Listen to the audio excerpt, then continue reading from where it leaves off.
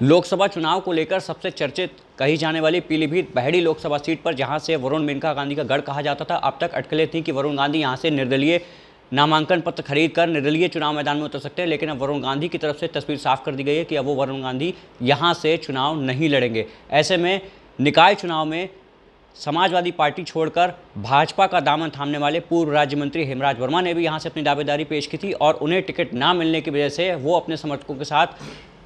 बैठक की है और बैठक करने के बाद एक निर्णय लिया कि वो निर्दलीय चुनाव में आ सकते हैं। लेकिन अब पूरी तरीके से अटकलें साफ हो गई हैं। जितिन प्रसाद यहाँ के भाजपा प्रत्याशी से उनकी वार्ता हुई है और समर्थकों के साथ अब वह जितिन प्रसाद को चुनाव लड़ाते हुए मंच पर नजर आएंगे। मेरे साथ मौजूद हैं पूर्व राज्य मंत्री हेमराज वर्मा जी। क्या कुछ उनकी बात रही है, क्या कुछ उन्होंने निर्णय लिया है, हम उनसे बात करेंगे। सर, किस तरीके से निर्णय लिया है आपने? देखिए, जिस तरह से इस लोकसभा का जो चुनाव है पीलीभीत में, यहाँ लंबे समय से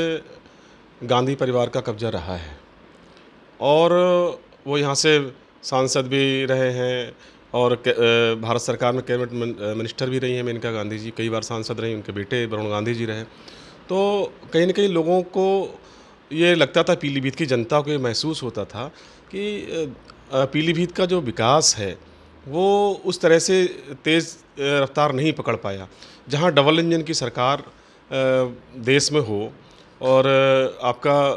प्रदेश में भी सरकार, केंद्र में भी सरकार, और फिर उस सरकार का फ़ायदा हमारे उस पीलीभीत जनपद को कहीं न कहीं पूरा नहीं मिल पा रहा था। उसका कारण यही था कि हमारे यहाँ के जो सांसद थे वो उनकी उदासीनता और उसकी वजह से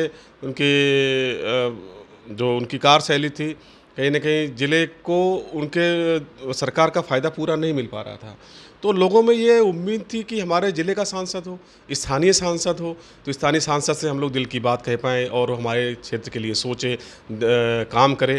तो ये मांग लंबे समय से चली आ रही और इस बार लोगों को बड़ी उम्मीद थी कि भारतीय जनता पार्टी किसी स्थानीय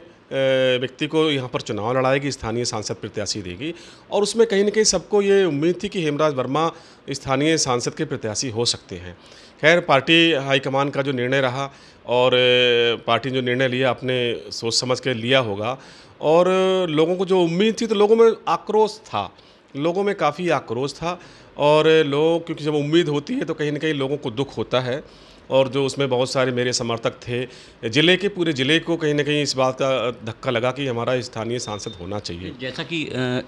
पीलीभीत बहड़ी लोकसभा की बात करें तो लोध राजपूत वोट बैंक जो है वो काफ़ी अहम भूमिका में है। सबसे अधिक लोध राजपूत हैं, आप भी लोध राजपूत समाज से आते हैं। ऐसे में आपको दरकिनार करके और बाहर के प्रत्याशी को लाए गए यहाँ पर, तो किस तरीके की नाराज़गी थी? अब क्या कुछ आपकी वार्ता हुई है? देखिए, ये सही बात है, इस लोकसभा क्षेत्र में 4 लाख से ऊपर लोधी समाज का वोट है और इस बार सिर्फ लोधी समाज ही नहीं, हर समाज को उम्मीद थी हमारे पीलीभीत का सांसद होगा और लोग देख रहे थे कि हेमराज वर्मा प्रत्याशी हो सकते हैं जब कहीं वरुण गांधी जी का टिकट कटेगा तो। खैर, पार्टी का जो निर्णय रहा और जो नाराज़गी लोगों में थी और उसी के चलते हुए जो आपने बताया,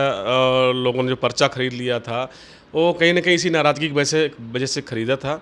और चूँकि आज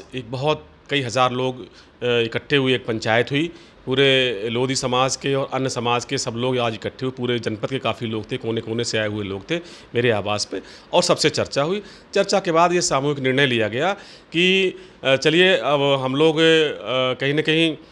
बाहरी की हम लोग बात करते रहे, लेकिन आज अगर पूर्व केंद्रीय मंत्री और वर्तमान में उत्तर प्रदेश सरकार में कैबिनेट मंत्री माननीय जितिन प्रसाद जी को यहाँ से टिकट मिला है, तो इनको बाहरी नहीं, वो हमारे पड़ोसी हैं और मुझे पूरा भरोसा है कि वो पड़ोसी एक अपने इस पड़ोसी जनपद का पूरा बेहतर से ख्याल रखेंगे और कहीं इनको कमी महसूस नहीं होने देंगे और सब लोगों ने पूरा निर्णय लिया कि भारी बहुमत से अब जितिन प्रसाद जी को बहुत भारी अंतर से जिताना है। जैसा कि देख रहे थे कि आपके निजी सचिव के द्वारा ही वो आपका नामांकन पत्र खरीदा गया, तो कहीं ना कहीं जितिन प्रसाद की जो मस्तक की रेखाएं थी वो बड़ा विचित्र रूप से मतलब चिंतित थे वो कि कहीं अब क्या होगा चुनाव को लेकर। तो अब क्या कुछ लग रहा है, उनकी चिंताएँ कम हुई हैं? अब देखिए, जाहिर सी बात है, अगर कोई भी चुनाव में प्रत्याशी होता है तो जब तक कि चुनाव का रिजल्ट ना आ जाए तो चिंताएं होना स्वाभाविक है और कहीं ना कहीं आक्रोश था और ये संभावनाएं हो रही थी कहीं ये आक्रोश कहीं खिलाफ ना चला जाए, लेकिन अब धीरे धीरे सारी चीज़ें ठीक हो गई और